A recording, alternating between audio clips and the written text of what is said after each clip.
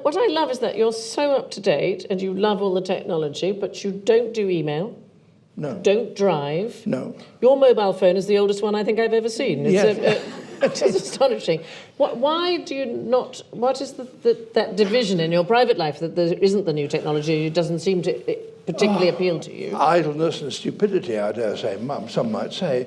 But actually, there's quite enough for me to cope with as it is. I mean, I get 30 or 40 letters a day, 5 days, 6 days a week, Wow. you know. That's quite enough to deal with. And I know I've got lots of friends, and I bet you, how many emails do you get a day? Oh, it's hideous. And it's the ones from Lakeland that annoy me. I don't know how I've ended up on their list. I don't know how that's happened. Well, exactly so. Yeah. See, and so my view is if they want to say something to me, write me a letter. That immediately says that's going to cost 20p, you know. That cuts them down. I love a proper letter, though. Do you have a letter opener? I've got a letter opener. I think it's a very nice Yeah, I thing. do. Yeah. Yes, quite right. Let's just talk a little bit about the negative impact that our actions are having on our planet. It is one of the things that I think the younger generation are absolutely awake to, and I think the finale of Blue Planet 2 was very important. It saw you address this negative impact. Let's just have a quick look. In some parts of the ocean, it's estimated that there are now over 1 million pieces of plastic for every square mile. And we're only beginning to discover just how seriously that affects marine life.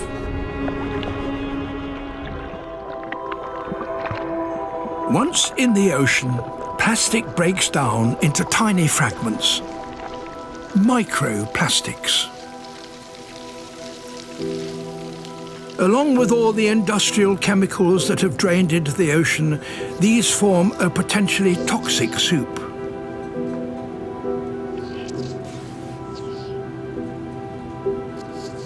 The really small organisms can mistake these tiny, tiny plastics as food. Then the larger organisms eat the plankton, the larger fish eat those smaller fish, and so on and so forth. Dolphins are at the top of this food chain, and it's now thought that pollutants may be building up in their tissues to such a degree that a mother's contaminated milk could kill her calf.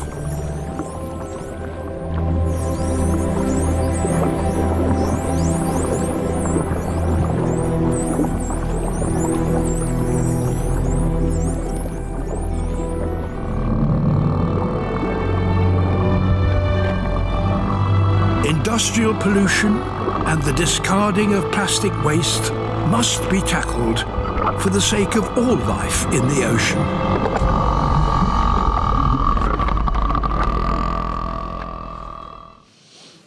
I mean, it makes me just want to sob.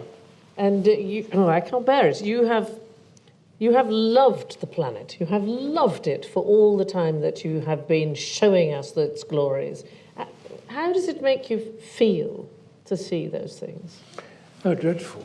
I mean, it makes you weep, really literally. The one I remember seeing it in actuality, I mean, those are shots. I wasn't there for any of those shots by the cameraman, but I was there when on South Georgia in the Antarctic, when there was an albatross chick, and it takes a long time to grow because they're so big. And the parents go off for up to 3 weeks at a time, scouring the ocean in order to find food. And the chick waits there patiently for 2 or 3 weeks, just in the blizzards. And the female came in, and her crop was full, and she opened her beak, and the little chick begged, and out from her mouth came a torrent of food, and every single part of it was plastic. And when you see that, how profoundly can you be moved by those? I mean, and when you think of the implication of all over around the world, that sort of thing is going on. So you have an obligation to do something about it. The least you can do is to say what happens. And do you feel, I mean, you have the most enormous reach. Do you feel you have a responsibility then to try? Yes, well, yes, you do. I mean, in a way, it's a complex thing, isn't it? How? Because you've got a huge privilege, and do you exploit this privilege? I mean, you can't exploit it politically. You can't put political views on. But when does politics end, and when does morality begin? You know. So I think you have to be very careful about what you say and how you say it. But there are overwhelming truths that cannot be avoided that you have to say, and that was one of them in Blue Planet. I must say that I think all the team, all of us, we were astonished. I mean, we felt powerfully about those things, but we were astonished the effect it had. And now, it isn't as though we've never mentioned it before. We have. But there was something about the timing of that particular program, not only in, as it were, in the schedules, as it certainly got a very big audience, but the timing in the nation's awareness of the world. I mean, we are devastated by all sorts of problems at the moment, which we needn't enumerate, but because the world's in a rough state.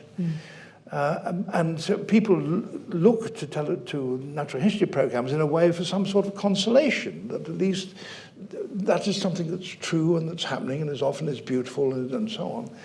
But when that too has infected, and it makes you aware of what you've done and are doing very directly, we can't do much about global warming or climate change directly, but we can stop using plastic.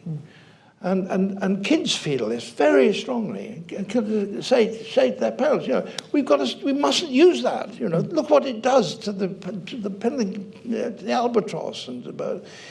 And so all you have to do is to be honest about it. There it is, and it hit the bell. It rang the bell at that particular moment. Why it hasn't hit the bell before, I don't know. But certainly it did do this time, and we were gratified that actually people see that it's an important truth that has come to them through their television set, and that it's something that they can do something about, and something that they can ask the politicians on their behalf to do something about. And that's the sort of communication that broadcasters ought to have, I think, with their public. Well, I have to say, the only bit that heartens me is the young people. It's my kids' generation. Yes. Who are now saying, you don't have to have that, Mum, and don't have that, and making you have another look. And it is because of programmes like yours. Just yesterday, McDonald's announced that they're going to stop using plastic straws and going to have paper or cardboard ones, which I think is absolutely fantastic. So as well as feeling depressed, maybe one could also think, well, that's what's good is we've woken up. Do you think we have? Yes, but if we have, it's only the beginning. I mean, we've got a long way to go. Yeah. We've made a real mess of the world. We really, really have. I mean, animals. I've been doing it, as you know, for 50, 60 years, and the animals I saw in the sort of numbers I saw 60 years ago have gone, and we've got to do something about it. Well, I think is there not a floating area of plastic in the oceans now that's the size of France? I mean, it is a terrifying thought. So do you think about those things when you're writing your commentary? Do you think, how can I say this without sounding political or preachy, but still trying to get the message across? Yes, and again, one speaks for the team, you know. I didn't edit those pictures, the film. The production team did. I supplied the words. But we all feel the same. And I'm speaking to the Natural History Unit down in Bristol, the greatest unit of its kind, you know, in the world, and a huge privilege to be working for them, something that this country can be very proud of. And that unit message from this has gone round the world. So when you sit down to write your commentary, do you agonise over every word, or does it sometimes just flow straight out of you? No, never, ever flowed, ever. I don't know how it is with you, but with me, I sit with a script in front of me and a television set, and we go through it again and again and again. and you've got to hit the right picture with the right word again and again. It's a kind of carpentry. It's a kind of joinery, and it isn't inspiration in that sort of sense. It's hard work, Yeah. And it mustn't sound like hard work. It's got to sound as though it's absolutely natural. As if you're just chatting to us, which Yeah. is what it always sounds like. Yeah. So I'm going to ask you to dust off your channel controller hat just for a second and pop it on. Imagine that you are going to commission a programme with the goal of empowering, I don't know, meaningful environmental action. What kind of programme would it be, do you think? Well, I mean, you'd have to show what the consequences are. And you can't, I mean, it's irresponsible just going on showing on the consequences without, if you're going to do a program, what you're asking me to do is not just a 3-minute segment, which is, but an hour's program. Well, then you can't go on just whoa, whoa, whoa. You've got to say what can be done. Yeah, there has to be an action plan, doesn't there? That's right. Yeah. And I have to be grateful that politicians are taking notice of it, you know. And I needn't name names, but in this government, I mean, whatever its colour was politically, whatever is in power, you've got to take. This is serious. This is serious. When you look at all the clips that we've been showing, I mean, it's an astonishing range of material. The scale of it is stupendous. You have dedicated your life to natural history, introduced us to the most amazing locations and animals. When you look back, do you have any regrets? Do you have any things that you think, oh, I wish I'd done that differently, or I wish I hadn't done that particular thing? Oh, you can always think, I mean, if you look at a programme of past, and I bet you're the same, you can think, oh, I don't do that very well, you know, and I muffed that, and what on earth allowed me to put that through? But by and large, in general terms, I am very grateful for the opportunities that come my way. I can't believe I'm that lucky. No, I really can't. I mean, who wouldn't give their right arm to do that sort of thing, you know? And there are thousands of people who could do it as well as you. Even that's immodest to say, tens of thousands, you know, and you just happen to be there at the right time. And you should be grateful. But I certainly am. So I'm confident you have a million other things you still want to do. What is next for you? Well, I'm off in going to Africa in 3 weeks' time. Of course you are. Yeah, yeah, which is a new series, and again, it's the Natural History Unit, and it's their idea, not mine, and it's a brilliant idea. I don't know whether I'm really supposed to talk about it, but I mean, you know, we won't tell anybody. We're all professionals in this room, what we're going to do, what they have already done, is they've gone to a group of animals, a little community of animals, basically, usually nearly always a family, Cape hunting dogs, lions, chimpanzees, and we say, we are going to follow this pack for 3 years, and we don't know what's going to happen. Whatever does happen, we will be there, and we will show it to you, and we will tell you the truth. Now, I won't go into details as to what does happen, but I can tell you there's some fairly dark moments in it, as you might imagine, and we won't tidy it up. And we won't conceal, twist it in any way. We'll say what actually happened. And that's a new concept, and that's to the credit of the Natural History Unit that they're doing that. And I'm privileged to be told and asked to write some of the commentary. Oh, magnificent.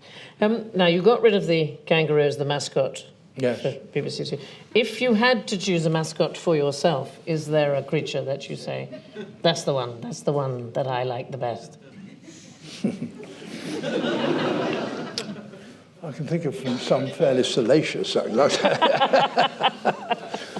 I don't know. I tell you, human beings are a very odd thing. I don't want to be a fish.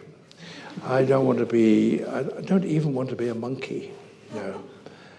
I am fascinated that the opportunities a Homo sapiens individual has are extraordinary, absolutely extraordinary.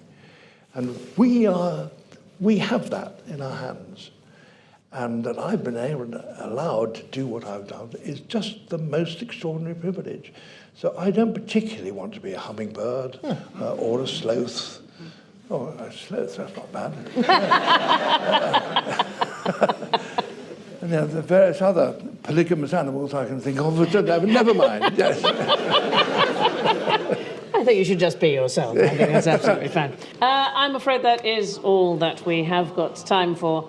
On behalf of the audience, I have to say, David, this has been one of the greatest privileges of my life, sitting here chatting to you. And I thank you on behalf of the audience and for our wider audience who are going to watch it online. But most of all, I thank you on behalf of all the creatures of this planet who you have cared for and focused our attention on their behalf. Thank you so very much. Thank you very much. Sir David Attenborough. Brilliant. Thank you very much.